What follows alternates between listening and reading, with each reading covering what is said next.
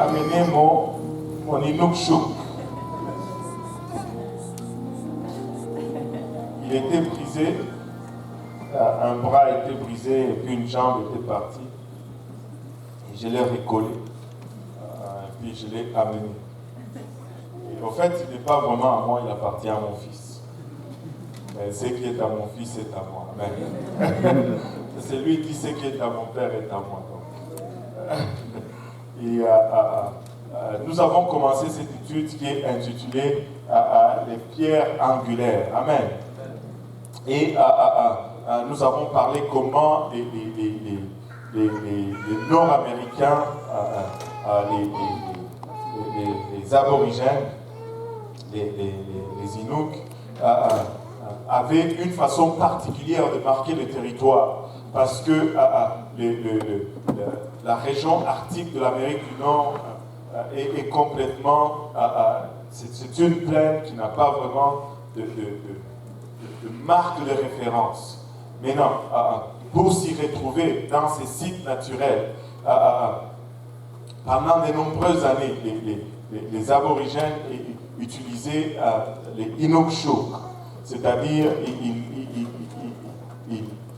bâtissaient des bonhommes avec des pierres pour marquer le territoire pour plusieurs raisons, comme direction ou comme indication d'une place où ils ont mis des réserves de la nourriture, parce que quand l'hiver vient et que la neige tombe, on ne peut plus différencier c'est quoi le nord ou le sud, la gauche ou la droite, mais à l'aide de ces monuments en pierre, en forme d'homme, appelés Inukshuk, ils pouvaient se déplacer d'une place à une autre, ils pouvaient trouver leur chemin, ils pouvaient trouver les caches de nourriture, ainsi de suite.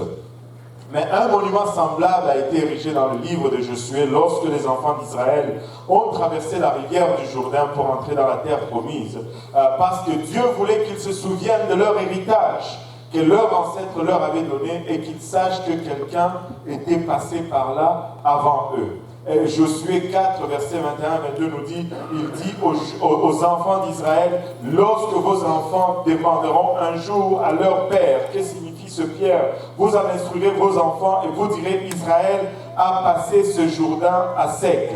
En ce jour-là, Israël était en marche vers la terre promise. Arrivé en face du Jourdain, les sacrificateurs qui portaient l'arche, dès qu'ils ont mis leurs pieds dans le Jourdain, l'eau qui venait en amont ou en aval, vice-versa, pour ceux qui savent, s'est arrêtée et s'est élevée comme un mur. Et l'eau qui était de l'autre côté, à l'aval ou en amont, comme vous voulez, et a continué et ça a laissé un espace sec. Et le peuple d'Israël ont traversé à pied sec.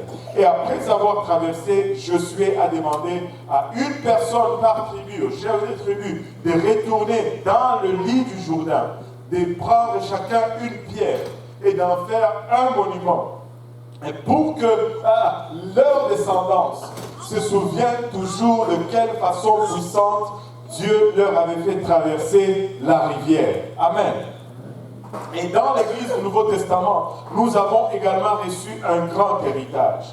Nous qui sommes ici, nous sommes récipiendaires d'un grand héritage. Nous n'avons pas creusé toute cette vérité nous-mêmes, même si nous sommes pentecôtistes de première génération dans la plupart d'entre nous, nous ne l'avons pas creusé de nous-mêmes. Il y a eu des gens qui sont passés par ici avant nous, qui ont cherché la face de Dieu et ils nous ont transmis des hommes et des femmes, bien entendu, fidèles à Dieu. Ils ont laissé une base solide et ils nous ont transmis cette vérité sur laquelle nous nous assoyons aujourd'hui et avec laquelle, de laquelle nous jouissons aujourd'hui. Nous ne devons jamais oublier d'où nous venons, sans quoi nous ne serons jamais à mesure de nous rendre là où nous voulons aller. Amen. Alléluia.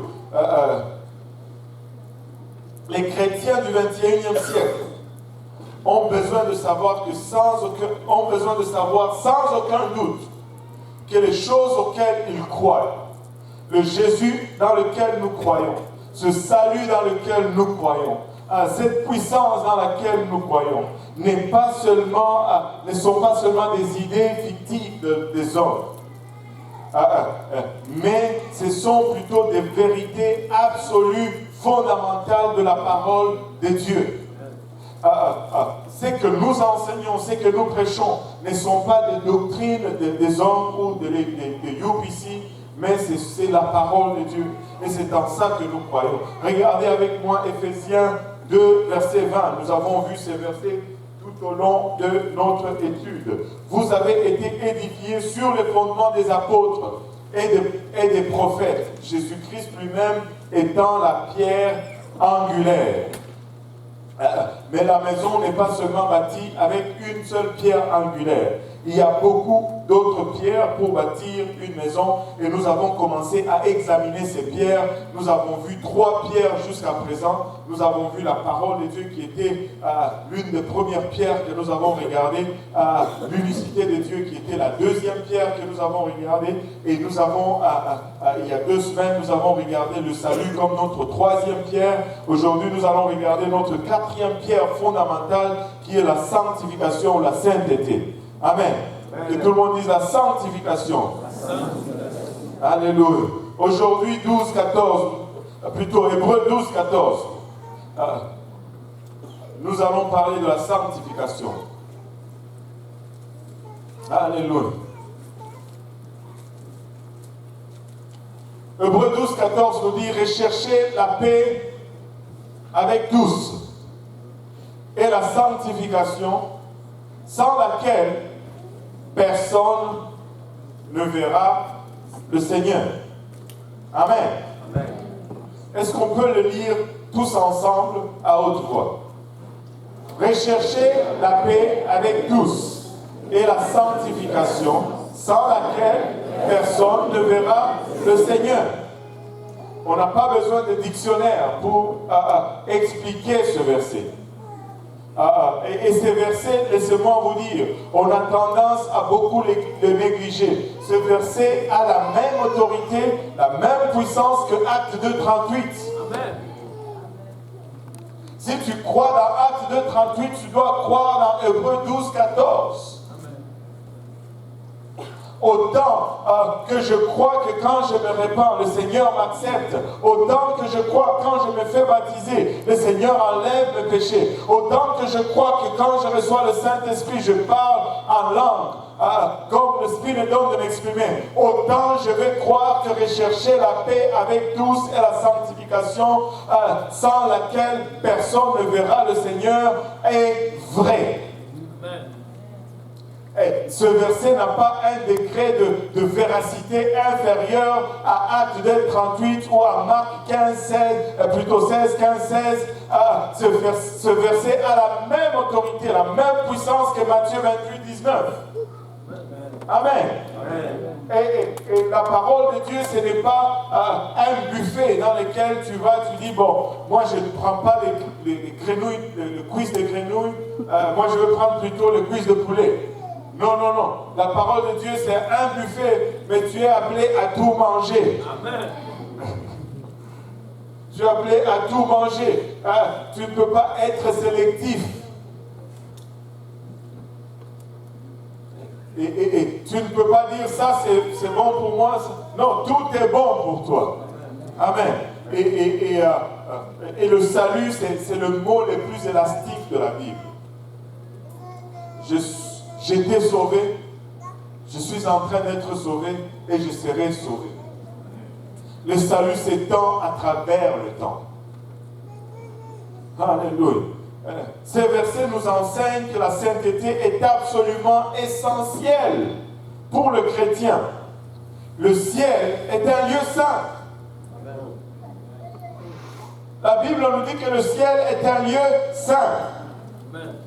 Comme le Canada est un lieu canadien. Amen. Si tu n'es pas canadien, si tu n'es pas saint, tu ne vas pas au ciel. Amen. Non, j'ai au moins un amen ici. Bon, vous n'êtes pas d'accord, c'est pas grave. Mais si tu n'es pas saint, tu ne vas pas aller au ciel parce que le ciel est un lieu saint. Amen. Alléluia. Et vous ne pouvez pas vous rendre dans les saints lieux de Dieu si vous ne menez pas une vie de sainteté. Remarquez le verset suivant, Hébreux 12, 15. Oh, je ne l'ai pas mis. Est-ce que tu peux me le shooter? Hébreux 12, 15. Veillez, après avoir dit, sanctifiez-vous pour voir le Seigneur. Il dit, veillez à ce que nul ne se prive, pas que quelqu'un vous prive. Nul ne se prive lui-même. Amen. De la grâce de Dieu. Tu es sauvé par la grâce de Dieu, mais tu peux te priver de la grâce de Dieu si tu ne vis pas selon la sanctification. Tu te prives de la grâce de Dieu. À ce qu'aucune racine d'amertume poussant des rejetons ne produise du trouble et que plusieurs n'en soient infectés. Veillez à ce que nul ne se prive. C'est toi-même qui vas le faire. C'est toi-même qui vas te priver. En d'autres termes, lorsque vous ne faites aucun effort pour mener un mode de vie sain, vous perdez la grâce de Dieu dans votre vie. Et vous ne devez pas vous priver de cela. Vous en êtes le sujet. C'est vous qui initiez cela. Regardez avec moi 1 Pierre 1, 15, 16. Ici, dans notre slide, on retourne à notre slide. 1 Pierre 1, 15, 16 nous dit, mais puisque celui qui vous a appelé est saint, Dieu est saint, celui qui vous a appelé est saint. Vous aussi soyez comment? Saint, et dans combien d'aspects? Dans toute votre conduite, selon qu'il est écrit, vous serez saints car je suis saint. On doit être saint dans toute notre conduite. Il n'y a pas un aspect de notre vie qui est exempté de la sanctification. Amen. Ces versets nous enseignent que la sainteté est absolument une attente de la part de Dieu. Dieu s'attend que nous soyons saints. Celui qui vous a appelé est saint. Soyez aussi saints. Il nous est demandé de vivre dans la sainteté d'une manière qui affecte chaque aspect ou chaque partie de notre mode de vie. Toute votre, c'est chaque aspect ou chaque partie. Votre conduite, c'est notre mode de vie. La conduite, c'est notre mode de vie. Et pour Dieu, ceci n'est pas négociable. Mais on va se questionner un peu. Serait-il possible que cette idée de la sainteté ne soit simplement qu'une œuvre intérieure? C'est-à-dire, ça se passe juste là-dedans, et Dieu le fait, et la sainteté extérieure n'est vraiment pas une pierre angulaire à la foi apostolique, ou que ce n'est pas vraiment nécessaire pour nous amener éventuellement au ciel. Le Saint-Esprit a-t-il vraiment d'incidence sur les actions extérieures et l'apparence extérieure du vase dans lequel il choisit d'habiter? Les normes de conduite et d'apparence données dans les Écritures, est-ce que ces normes s'appliquent-ils à nous aujourd'hui? Ou pourrait-il juste être ignorées parce que nous avons évolué, nous sommes modernisés, et ça, ce sont des choses qui appartiennent à un style de vie ou à un mode de vie un peu du temps,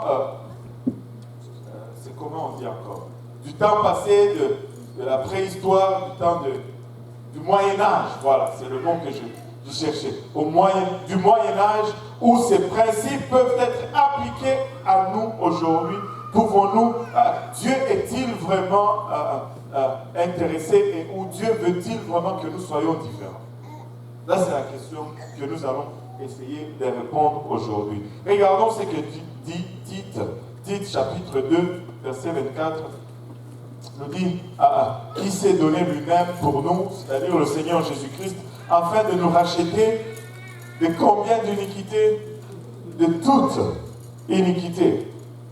Et de se faire un peuple qui lui appartient. Un peuple, comment? Purifié. Nous sommes appelés à être un peuple purifié.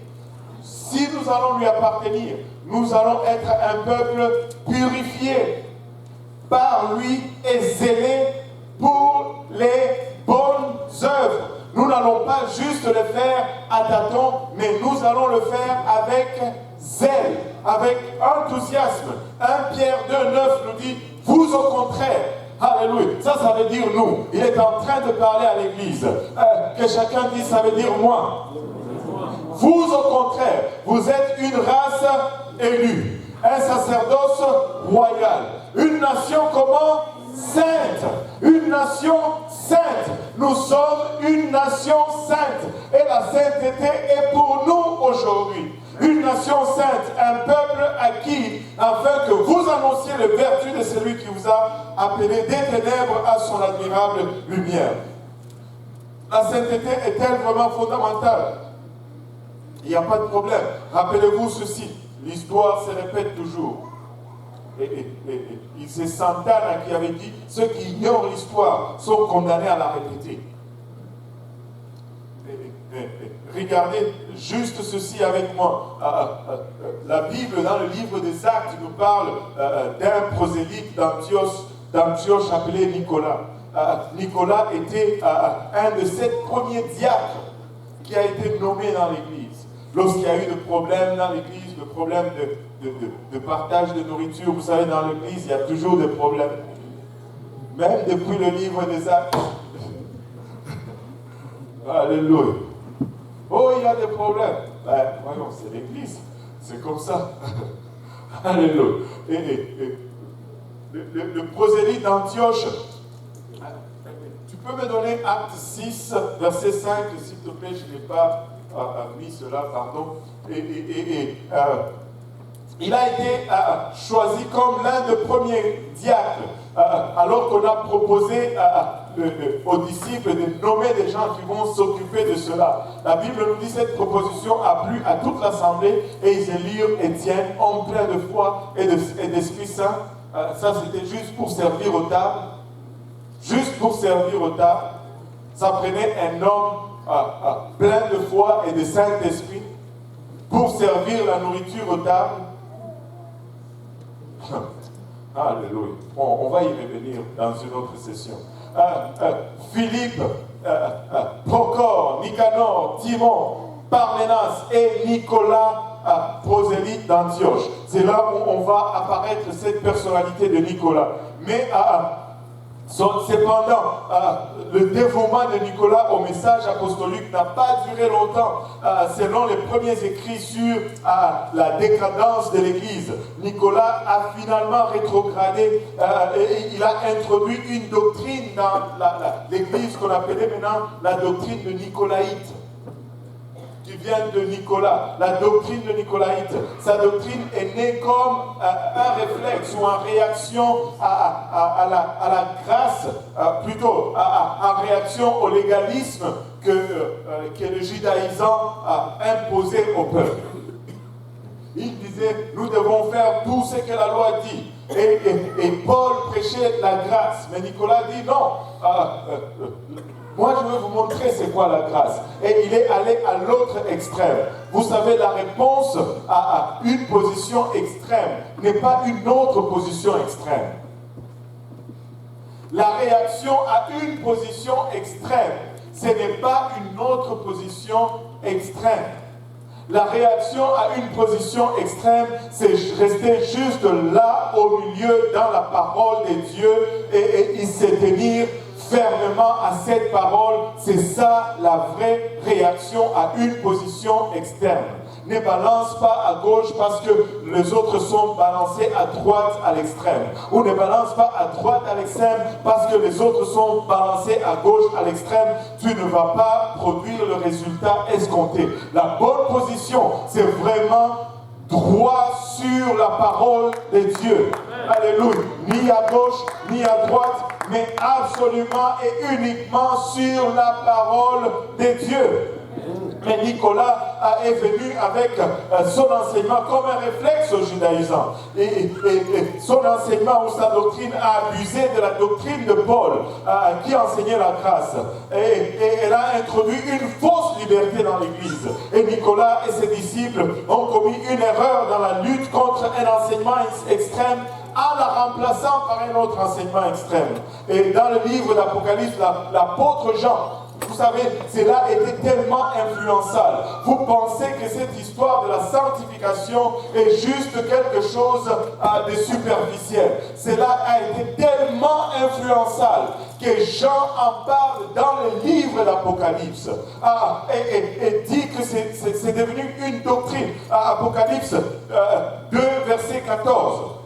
La Bible nous donne les paroles des gens. Mais j'ai quelque chose contre toi. C'est que tu as là des gens attachés à la doctrine de Balaam qui enseignait à Balak à mettre un pierre d'achoppement devant les fils d'Israël pour qu'ils mangeassent des viandes sacrifiées aux idoles et qu'ils se livrent à l'impudicité.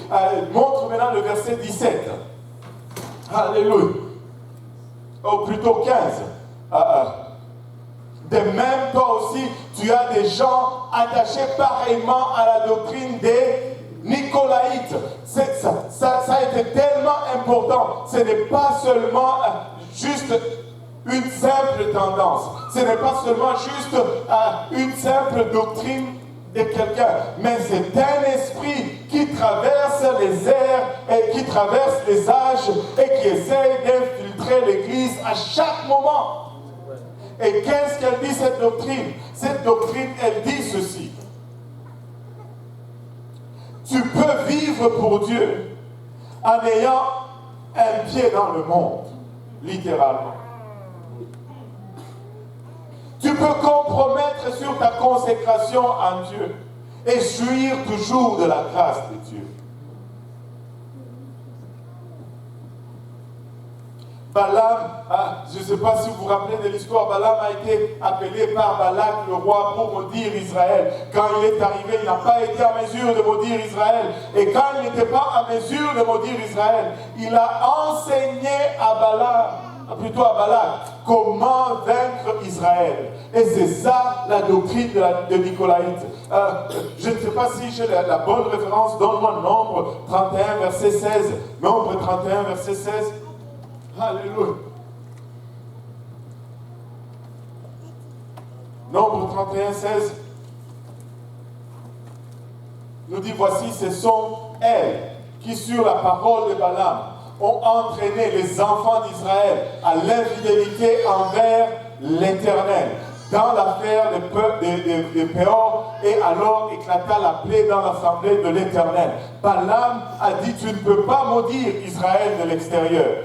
Mais si tu entraînes Israël à être infidèle à son Dieu, si tu entraînes Israël à abandonner sa consécration, elle va se maudire par elle-même et tu vas avoir la victoire sur Israël. Écoutez, le technique du diable, c'est encore la même chose aujourd'hui. Le diable ne peut pas te maudire de l'extérieur. Aucune malédiction n'a d'effet sur toi. Aucune acte occulte ou de sorcier n'a d'effet sur toi, néanmoins que tu te soustrais toi-même de la couverture et de la puissance de Dieu. Si le sang des taureaux et des brebis était assez puissant pour empêcher la malédiction sur Israël en ce moment, laissez-moi vous dire que le sang de Jésus-Christ est plus puissant que le sang des taureaux et des bœufs.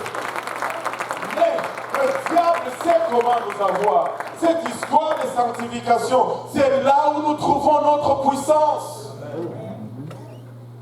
C'est là où nous trouvons notre puissance. Nous devons vivre dans la sanctification. Et tu sais, Nicolas, vu que son enseignement ne nécessitait pas un changement extérieur, et à vrai dire, si nous le regardons, les changements extérieurs étaient juste la façade.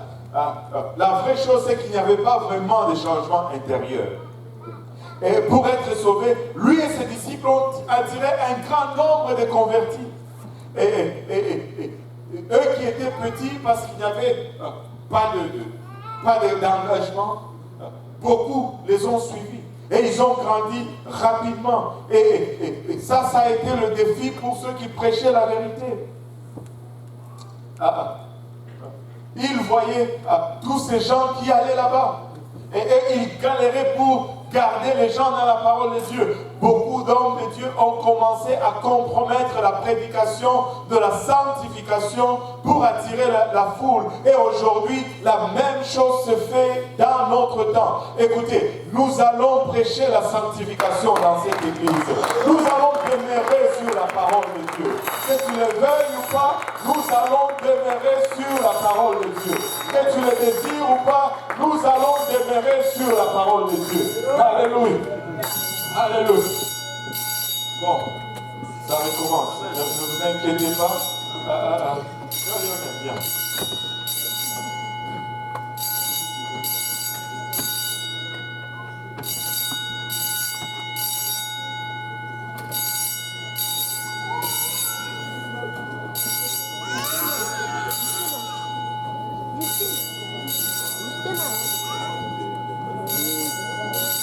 Alléluia. Le Seigneur est bon. Hein? Battons nos mains pour le Seigneur. Ils ne veulent pas que nous enseignions la sanctification, mais nous allons la prêcher. Nous allons l'enseigner. Alléluia. Parce que nous n'avons pas juste le désir d'être là et de faire un club social, mais nous voulons aller au ciel. Nous voulons aller au ciel. On a chargé le frère Lionel, il va s'en occuper. Il va appeler le soeur, il n'y a pas de feu. Sinon le feu du Saint-Esprit. Amen. Battons nos mains pour le Seigneur. Alléluia. Alléluia Seigneur. Gloire au nom de Jésus. Maintenant, juste un peu plus, doublez un peu de votre concentration et donnez-moi votre attention pour le moment. C'est important ce que nous sommes en train de dire. Et nous allons le dire. Et que beaucoup ont commencé à aller vers lui. Et deux fois dans l'Apocalypse, Apocalypse 2.6 et Apocalypse 2.15, Dieu dit qu'il déteste l'enseignement de Nicolaïte. Est-ce que tu peux me donner Apocalypse 2.6? Juste 2.6. Tu as pourtant ceci, c'est que tu hais les œuvres de Nicolaïte, œuvres que je hais aussi. Dieu déteste l'œuvre ou l'enseignement de Nicolaïte. Dieu n'aime pas quand ses enfants commencent à glisser vers la mondanité. Dieu n'aime pas cela. Il déteste cela. Et le standard extérieur de sainteté, la Bible nous dit, bon, pas la Bible, plutôt Irénée nous dit dans son écrit sur l'hérésie, il nous dit que Nicolas, il nous dit plutôt les Nicolaïtes sont les disciples de ce Nicolas qui était l'un de 7 premiers diacres ordonnés par les apôtres. Il menait une vie d'indulgence. Une vie d'indulgence sans retenue. Dans son premier livre, chapitre 26, section 3, il dit, il menait une vie d'indulgence sans retenue. Une vie d'indulgence sans retenue. C'est-à-dire, on indulgeait seulement dans le plaisir. Si ça me plaisait, je le faisais. Il n'y avait pas de frein. Ce que je veux, je le fais. Et c'est ça l'esprit de ce monde encore aujourd'hui. Et le standard extérieur de sainteté était la première chose à disparaître durant cette grande apostasie. Mais la vague de changement ne s'est pas arrêtée là. La perte de la sainteté a été rapidement suivie par la perte d'une vraie repentance. Le baptême d'eau, la nécessité du baptême d'eau par immersion au nom de Jésus est partie. Le parler en langue a disparu. C'est pourquoi vous voyez aujourd'hui des gens qui viennent à l'église, ils ne savent même pas s'ils doivent parler en langue ou pas. Et pourtant, ils se proclament chrétiens.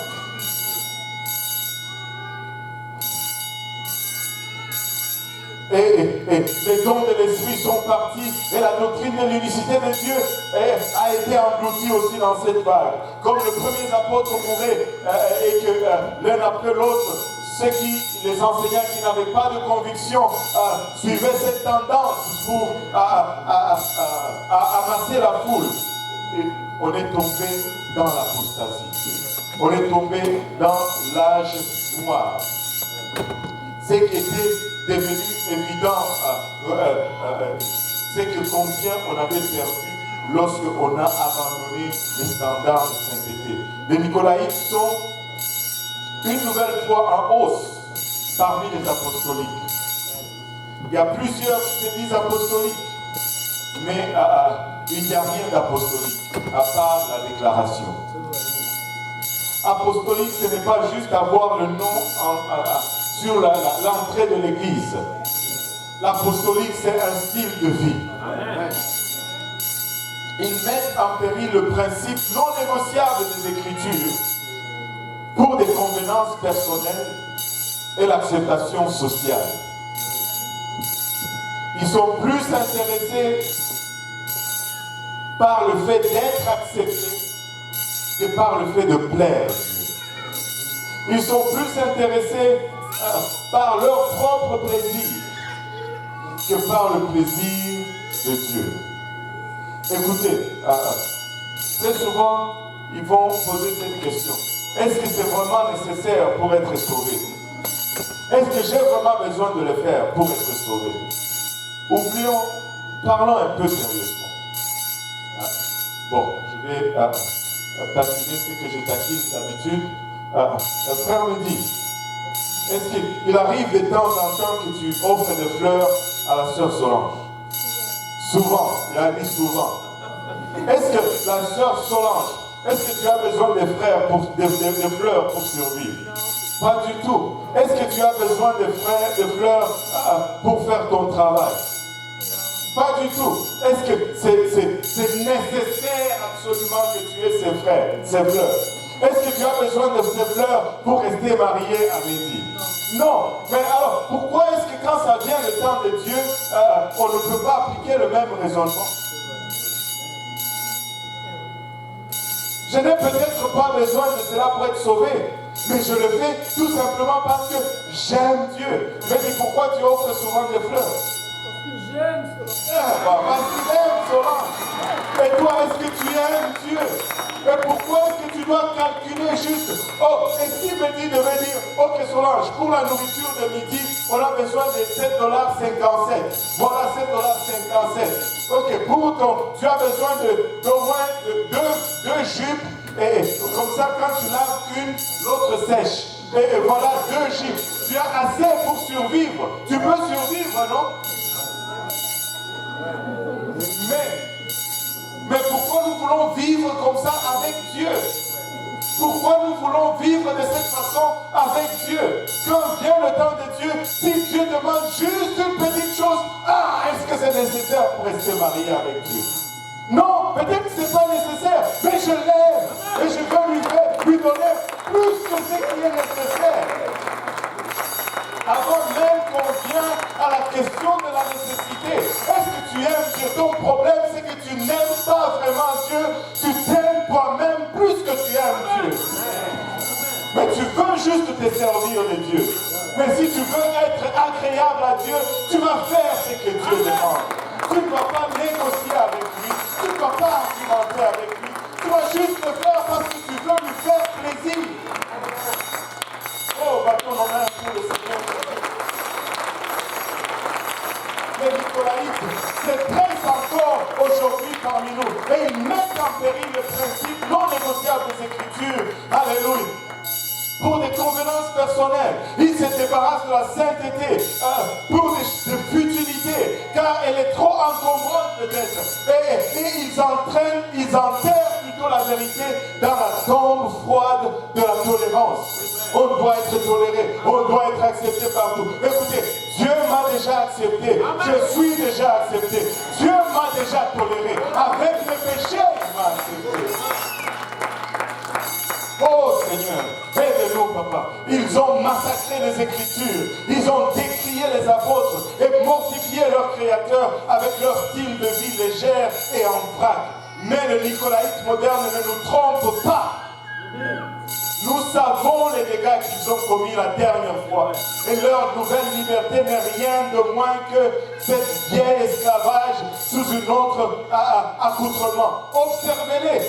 Pas assez longtemps et vous verrez que la sainteté n'est que le premier pas.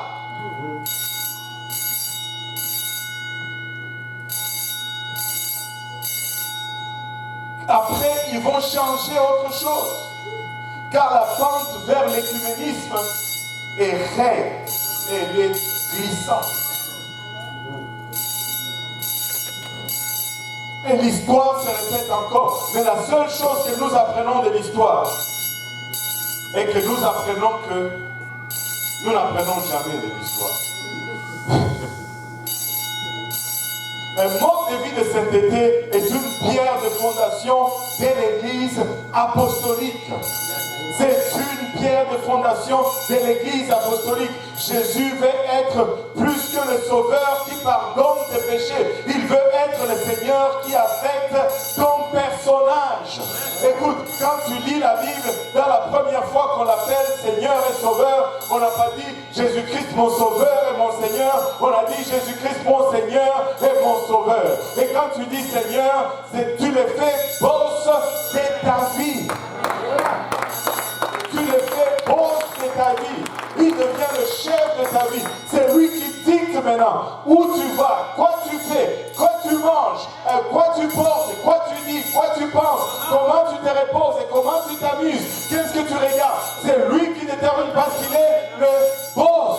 Et s'il n'est pas Seigneur, il ne peut être sauveur. Il doit être d'abord Seigneur avant d'être sauveur. Alléluia. Ils veulent seulement qu'il soit le sauveur qui pardonne leurs péchés, mais non pas le Seigneur qui transforme l'aspect de leur vie ou la conduite de leur vie. Mais l'esprit apportant du dernier jour rejettera toujours l'enseignement de la sainteté. Parce qu'ils veulent seulement un sauveur, mais pas un Seigneur. Ésaïe 4, verset 1. Ça ne marche pas. Il n'y a pas d'éclat. Alléluia.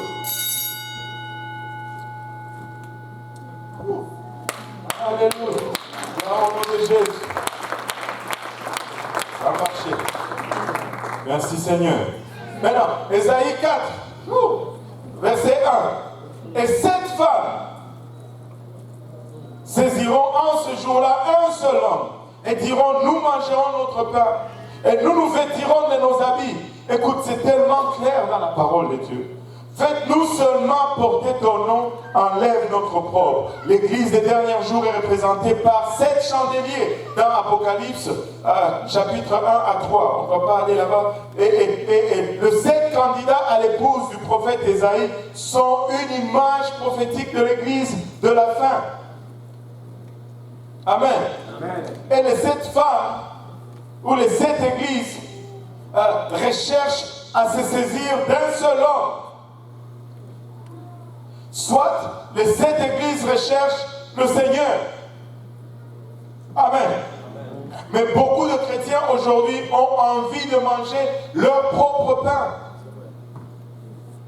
Qu'est-ce que cela veut dire? Leur propre interprétation de la parole de Dieu.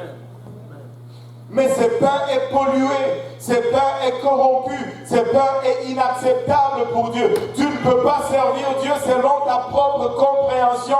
Tu dois servir Dieu selon ce que dit sa parole. Tu ne peux pas vivre pour Dieu selon tes termes.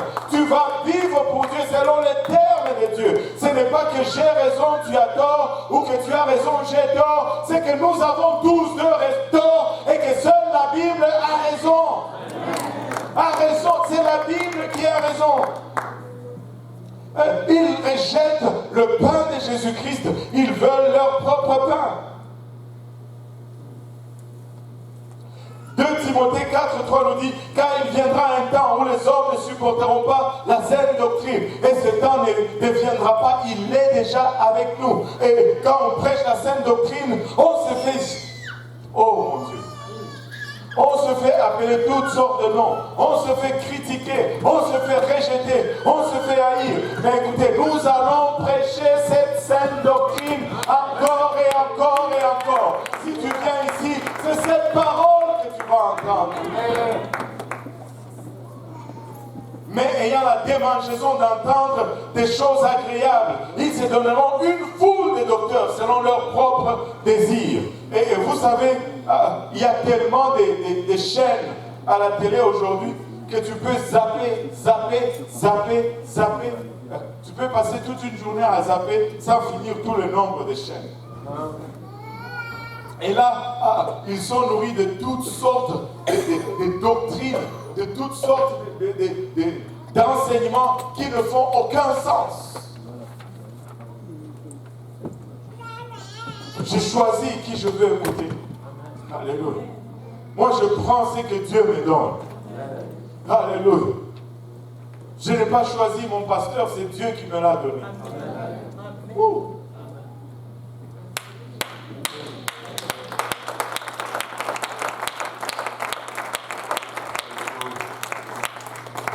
Ayant la démangeaison d'entendre des choses agréables, se donnant une foule. Malachie 1,7. Vous offrez sur mon autel des aliments impurs. Et vous dites, en quoi t'avons-nous profané? C'est en disant, la table de l'Éternel est méprisable. Tu sais, quand Dieu te sert la nourriture, quand Dieu te donne sa parole, et que toi tu dis, bon, ça je ne crois pas tellement, moi je vais faire autre chose, tu méprises la table de l'Éternel. Beaucoup de chrétiens aujourd'hui ont envie de porter leurs propres vêtements, rejetant la séparation. Il a dit, c'est ce qu'il a dit dans Ésaïe 4. Il a dit, ces 7 femmes, en ce jour, vont se tourner vers un seul homme et diront, nous mangeons notre pain et nous nous vêtirons de nos habits. C'est ce qu'il a dit. Et nous nous vêtirons de nos habits. Et beaucoup de chrétiens aujourd'hui ont envie de porter leurs propres vêtements, rejetant la séparation avec le monde, la prédication de la sainteté et l'autorité spirituelle, et tout ce qu'ils pensent être négatif.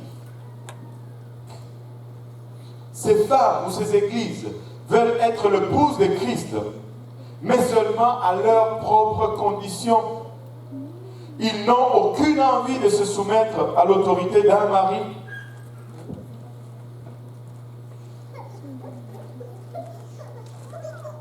Elles n'ont plutôt aucune envie de se soumettre à l'autorité d'un mari. Elles ne sont pas intéressées à ses besoins ou à ses préoccupations, mais elles veulent seulement un arrangement qui leur profite, sans intimité, ni amour, ni dévotion. Si tu veux entrer dans l'intimité avec quelqu'un, tu dois le séduire, tu dois lui plaire. Tu dois lui être agréable. Tu dois te conformer à ses désirs.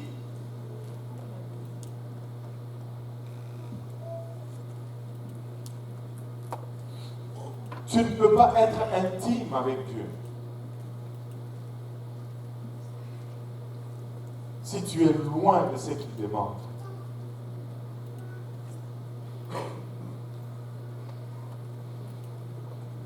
Tu vas avoir une maison et Dieu couche au salon sur le sofa et toi tu couches dans la chambre. Je suis marié avec Dieu, mais tu ne fais rien de ce qu'il demande. Ces chrétiens ne veulent rien de plus que le pardon. Et c'est tout. Avoir l'opprobre du péché enlevé, c'est tout. Ça, c'est l'esprit apostat des derniers jours. Mais ce n'est pas notre esprit. Nous voulons être agréables à Dieu. Nous voulons être collés au Seigneur. C'est quel parfum que tu désires, Seigneur. Oh, le parfum, alléluia. Et c'est le parfum que je vais me mettre. C'est quel vêtement que tu désires, oh Seigneur. Oh, la sainteté, c'est ce que je vais porter. C'est quel ornement que tu désires, Seigneur. Nous sommes là pour plaire au Seigneur. Nous ne sommes pas là pour plaire au monde, ni pour nous entreplaire les uns les autres. Mais si tu plais au Seigneur, tu vas toujours être agréable à celui qui cherche aussi le Seigneur. L'attitude de beaucoup est combien dois-je faire pour être sauvé? Mais notre attitude est combien puis-je faire pour faire plaisir à Jésus. Je veux juste son plaisir. Je ne sais pas pour vous, mais je pense que la question du salut est réglée. Il faut aller maintenant à la question du plaisir du Seigneur.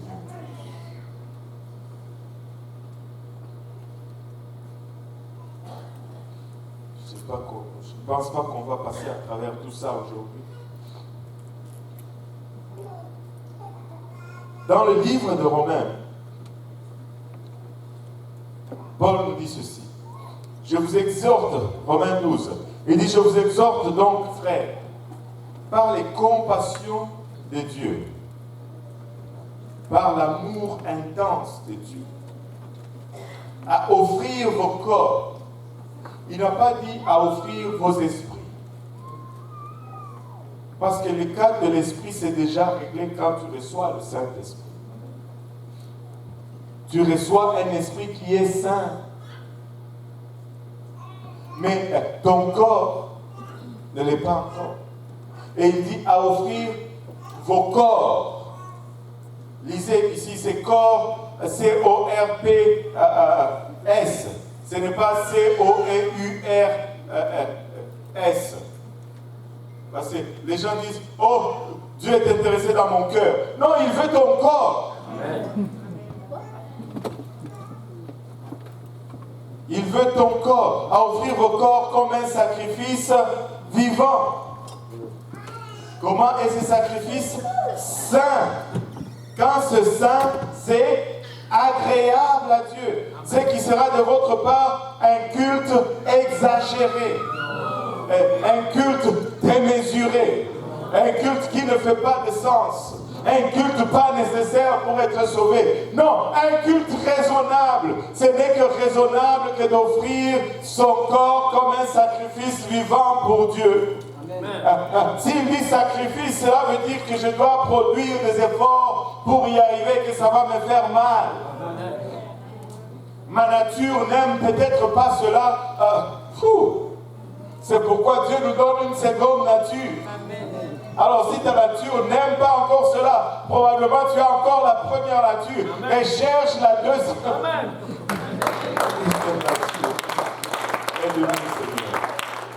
Regardez, Derby nous dit quelque chose. Il change raisonnable par un autre mot. Il dit, ce sera de votre part un service intelligent. Intelligent. Qu'est-ce que ça veut dire? Si tu n'offres pas ton corps, tu es stupide. Parce que tu te fais avoir, tu te fais berner.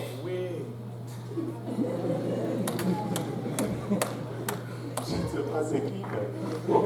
Tu te fais avoir, tu te penses être sous la grâce, mais tu t'es déjà fait priver, tu t'es déjà privé de la grâce toi-même. Hébreux 12, 15.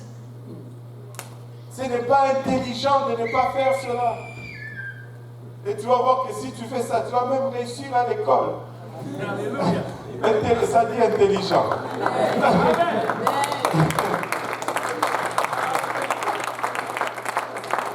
C'est juste moi. Alléluia. Pardonnez-moi. Ça, c'est juste moi. Des fois, ça part. Alléluia. Aide-nous, Seigneur. Mais un enfant de Dieu réussit à l'école. Parce qu'il est discipliné. Il fait les choses selon. Il fait ses devoirs à temps. Il ne sèche pas ses cours. Il réussit. Il est intelligent. Alléluia. On va prêcher ça une autre fois. Mais regardez ceci.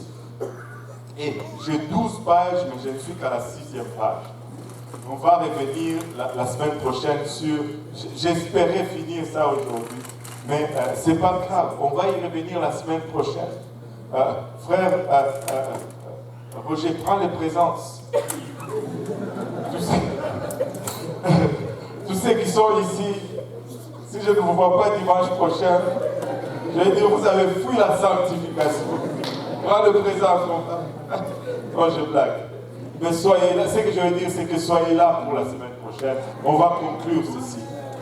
On va continuer. Paul dit, je vous exhorte, frères, à offrir vos corps à Dieu.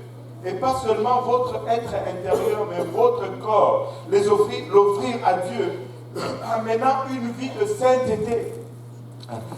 Et cette sainteté est sacrificielle. Et ce n'est pas quelque chose d'extraordinaire. C'est juste simple, c'est juste raisonnable. C'est juste ce que tu dois faire vis-à-vis de Dieu, tout simplement. Luc 17, verset 10 nous dit, vous de même, quand vous avez fait tout ce qui vous a été ordonné, dites, nous sommes des serviteurs inutiles. Nous avons fait ce que nous devions faire après avoir appris ceci. Tu ne vas pas te vanter. Moi, je suis plus sainteté que toi. Comment je peux le dire? Moi, mes jupes sont plus longues que les tiennes, ou que moi, mes pantalons montent plus dans les hanches que les tiennes. Non, c'est juste tout simplement ce que tu devrais faire. C'est juste la normale. Tu ne peux pas te dire, nous sommes plus saints que les autres. C'est juste la simple chose normale à faire. Ce n'est pas dans un esprit de compétition ou de voir qui est plus saint que l'autre. Non. C'est juste parce que nous voulons être agréables à Dieu et c'est tout simplement ce que nous demande Dieu de faire. Il y a une version qui dit, quand on l'a traduit, la Bible amplifiée de l'anglais traduit ce verset comme suite. Nous ne sommes pas allés au-delà de notre obligation. C'est ce que ça veut dire un culte raisonnable. C'est-à-dire, je ne suis pas allé au-delà de mon obligation. Tu n'as rien fait de surplus. C'est juste les normes. Lorsque vous devenez un enfant de Dieu, mener une vie sainte devient la norme ou la nouvelle norme. Vous devez penser différemment. Vous devez parler différemment. Vous devez agir différemment. Vous devez vous habiller différemment. Vous devez paraître différemment. Quand Dieu t'échange, le monde le voit. Tu ne peux pas changer d'armée et porter l'uniforme de la vieille armée. Si tu es dans l'armée canadienne, porte l'uniforme de l'armée canadienne. Ne porte pas l'uniforme de l'État islamique. Amen. Si tu portes l'uniforme de l'État islamique, un soldat canadien qui te voit, il te tire dessus. Non, je suis avec toi. Non. Il ne va pas te croire. Comme ça? Non.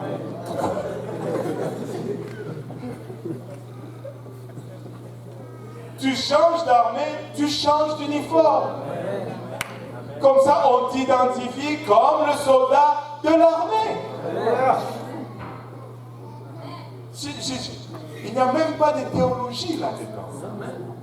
C'est juste raisonnable. C'est juste un culte raisonnable. Amen. Il n'y a pas de quoi aller à la guerre avec cela, même si on a parlé des armées. Regardez, le but du style de vie apostolique est de se démarquer. Que tout le monde dise se démarquer.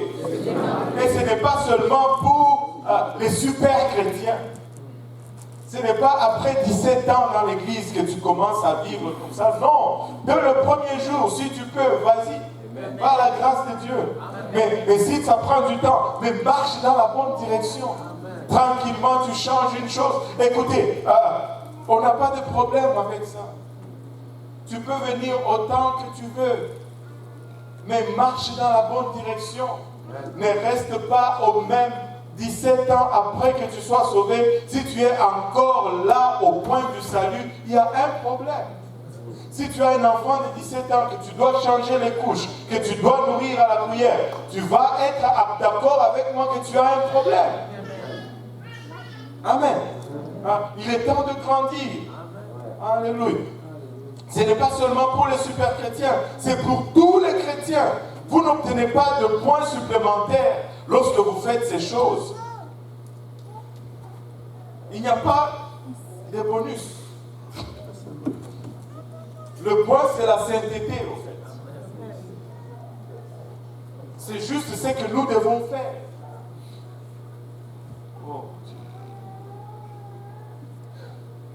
nous a pas seulement appelés à la repentance. Dieu ne nous a pas seulement appelés au baptême d'eau. Dieu ne nous a pas seulement appelés au baptême du Saint-Esprit. Dieu nous appelle également à la sanctification. Et la sanctification, c'est cette habilité de marcher dans les voies de Dieu après le salut. Tu sais, partout, à travers les Écritures, à travers le temps, Dieu a toujours demandé à son peuple d'être différent. Qui veut être original ici? Tout le monde veut être original, veut être unique, veut être Louis. Si on te dit, ouais, toi tu es la copie de tel, ah non, moi je suis original. Mais Dieu nous demande d'être original. Dieu ne nous demande pas de ressembler au monde.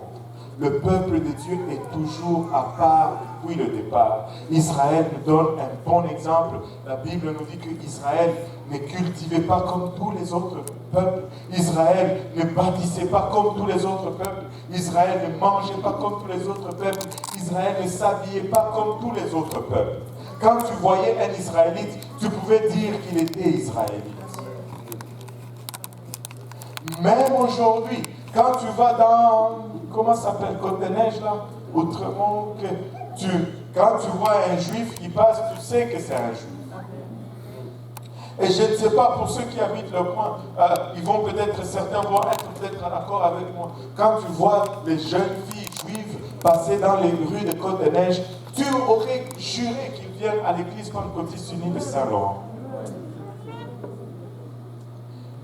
Parce que si tu vois leur style d'habillement, c'est la même chose, leurs cheveux, c'est la même chose, et même leurs bottes, c'est la même chose.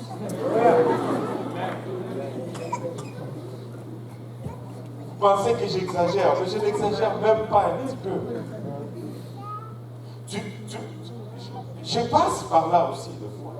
Et des fois je dis, si elle était noire, j'allais dire, oh, c'est peut-être la sœur Maureen ou la sœur Morgane ou quelque chose parce que je suis proche de... C'est pareil. Vous savez pourquoi? Parce que nous avons l'original. Nous avons l'original. Et nous avons l'original. Oui, ça commence par la repentance. Si tu es là et que tu ne t'es pas encore repenti, nous pouvons nous repentir aujourd'hui. Si tu es là et que tu n'es pas encore baptisé au nom de Jésus-Christ, tu peux l'être aujourd'hui. Si tu es là et que tu n'as pas encore reçu le don du Saint-Esprit, Dieu le donne aujourd'hui. Il a donné à l'Est à un monsieur chinois. Tiens, un monsieur chinois qui vient des itinérants. Il a reçu le Saint-Esprit. Et Dieu m'a donné une parole pour cet homme. Laissez-moi vous dire, et je vais la proclamer, la parole de Dieu. Dans 6 mois, regardez Tchad. Dans 6 mois, regardez Tchad. Il faut avoir un œil sur Tchad. Et Dieu l'a rempli du Saint-Esprit. Dieu peut te remplir aujourd'hui du Saint-Esprit si tu n'es pas encore rempli du Saint-Esprit. Il le fait aujourd'hui. Mais après cela, Dieu nous appelle à vivre dans la sanctification. On va conclure la sanctification la semaine prochaine, mais on va arrêter là pour aujourd'hui. Le temps nous fait défaut, mais laissez-moi vous dire, sans la sanctification, nous ne pouvons pas être agréables à Dieu. Et ce que nous ressentons ici, c'est parce qu'il y a eu cette doctrine de sanctification qui a été passée de génération en génération. C'est pourquoi on peut rentrer ici et sentir cette présence. Tu ne vas pas voir la présence d'un Dieu saint dans un lieu qui n'est pas saint. Si nous sanctifions, ça va être extraordinaire. Écoutez, il y a des gens qui viennent et qui n'ont pas encore compris toutes ces choses. Nous voulons qu'ils continuent de venir. Et nous allons continuer à les aimer. Mais nous allons leur enseigner ces choses. Et nous allons les aimer. Et nous allons les inviter. Et il faut toujours qu'il y en ait. Mais avec l'aide de Dieu, alléluia, un jour ils vont saisir la sanctification. Et un jour ils vont vivre cette puissance avec Dieu. En nous levant tous ensemble.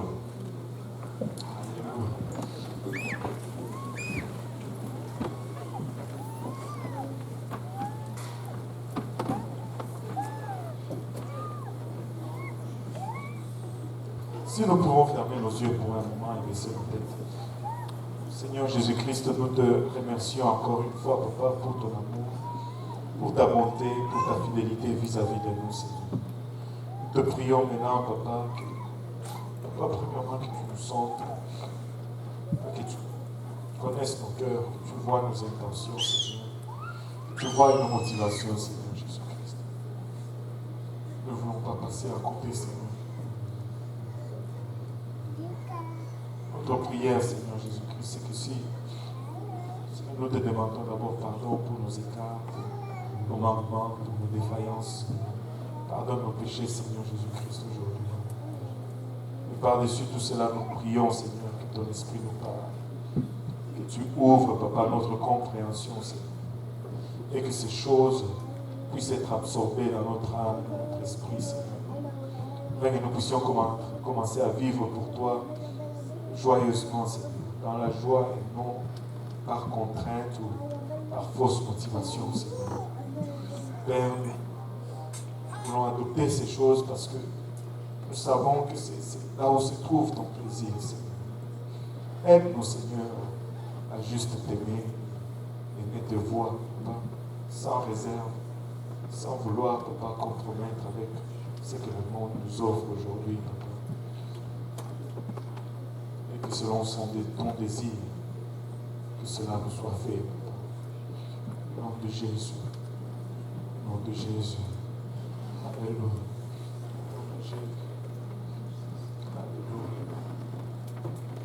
Alléluia, Seigneur. Si quelqu'un peut juste lever les mains, commencer à adorer Dieu là où vous êtes, ce n'est pas juste adorer Dieu comme vous savez le faire, Église. Juste l'adorer comme ce Dieu merveilleux qui a tout payé pour nous. Ce Dieu merveilleux qui crie encore après notre âme. Ce Dieu merveilleux qui nous aime, peu importe nos défaillances, qui renouvelle encore sa grâce et sa miséricorde, qui nous permet de discerner ses voies. Alléluia, alléluia, Jésus, alléluia. Ces hôtels sont ouverts, si vous voulez venir prier en avant, vous êtes libre de le faire, les hommes à ma gauche, les dames à ma droite. Alléluia. Et si vous êtes là et que vous n'avez pas encore reçu Christ, nous avons l'eau, le vêtement de l'échange, les essuie-mains. Ça ne prend que votre obéissance aujourd'hui. Ça ne prend que votre obéissance aujourd'hui. Mais si nous pouvons élever nos voix pour un moment, si nous pouvons juste élever nos voix en adoration vers ces dieux pour un moment. Alléluia. Dieu veut toucher quelqu'un aujourd'hui. Dieu veut toucher